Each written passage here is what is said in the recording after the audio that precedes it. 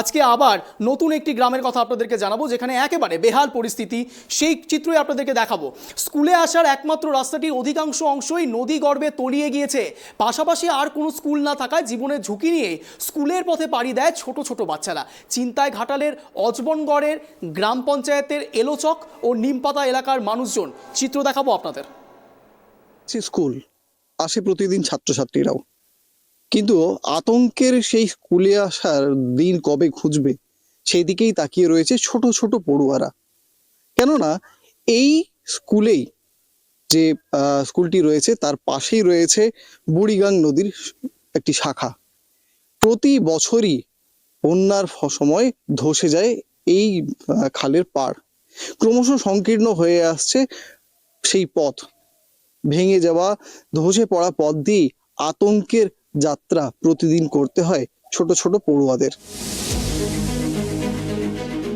নদীগর্ভে তলিয়ে গিয়েছে স্কুলে আসার একমাত্র রাস্তাটির অধিকাংশ অংশই। একটু বেসামাল হলেই দুরন্ত স্রোতে তলিয়ে যাবার ভয় থাকে সর্বদাই। বাড়ির ছোট ছোট বাচ্চাদের স্কুলে পাঠিয়ে আতঙ্কে থাকে গোটা গ্রাম। কিন্তু পাশাপাশি আর কোনো স্কুল না থাকায় জীবনের ঝুঁকি নিয়েই স্কুলের পথে পাড়ি দেয় ছোট ছোট বাচ্চারা। অথচ প্রশাসনের সাফ জবাব, এমন কোনো ঘটনায় জানা নেই তাদের। দীর্ঘদিন ধরে এমনই বিপজ্জনক অবস্থার মধ্যে দিয়ে দিন কাটছে ঘাটালের অজবনগর গ্রাম পঞ্চায়েতের এলোচক ও নিমপাতা এলাকার মানুষজনের। ওই এলাকা দিয়ে প্রবাহিত হয়েছে শিলাবতী নদীর শাখা বুড়িগাং নদী। স্থানীয়দের অভিযোগ, প্রতি বছরই একটু একটু করে নদী গর্ভে চলে যাচ্ছে স্কুল চত্বরের বড় অংশের পাশাপাশি গ্রামে প্রবেশের মূল রাস্তাটিও। যতটুকু রাস্তা অবশিষ্ট রয়েছে তারও অবস্থা চরম বেহাল। সামান্য বর্ষা হলেই সেই রাস্তা হয়ে ওঠে ভয়ঙ্কর। এক হাঁটু কাদা পেরিয়েই যাতায়াত করতে হয় গ্রামের লোকজন থেকে শুরু করে খুদে পড়ুয়াদেরও। নেই রাস্তায় আলো, সন্ধে হলেই জীবন হাতে করে করতে হয় চলাচল। একাধিকবার প্রশাসনকে জানিয়েও আখেরে লাভ হয়নি কিছুই।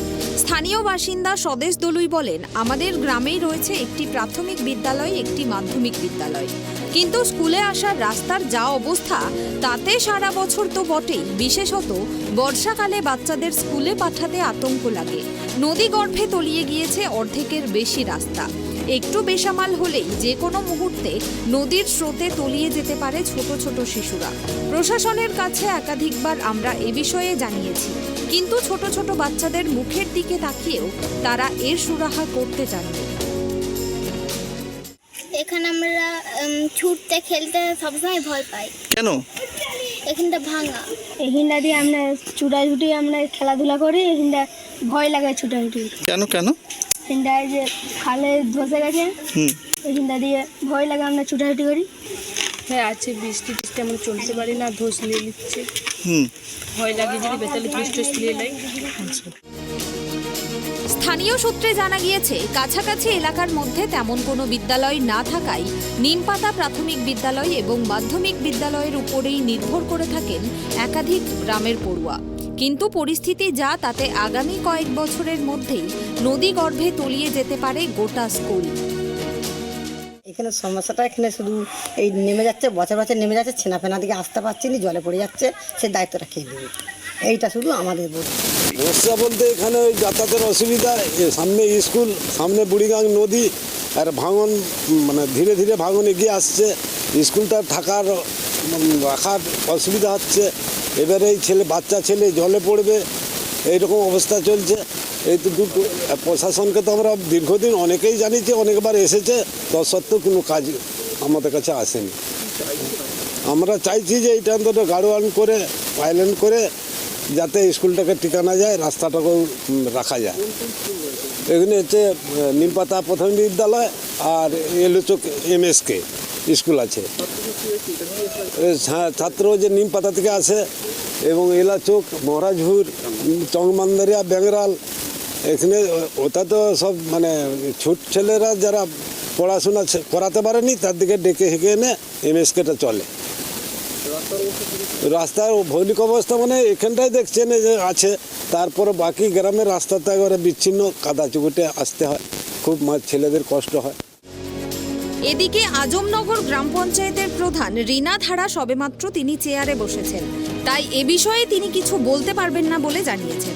তাছাড়া বক্তব্য এমন কোনো সমস্যার কথা তার জানাই নেই।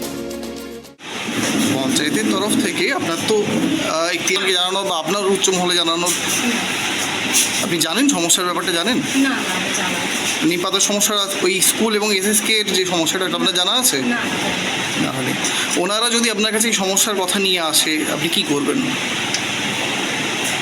আসুন, ওনাদের বক্তব্য যেটা শোনানোর থাকে ওনারা শুনে যাবেন, আমি চেষ্টা করব। প্রশ্ন ওঠে, একাধিকবার অভিযোগ করা সত্ত্বেও প্রশাসনের ঘুম ভাঙবে কবে?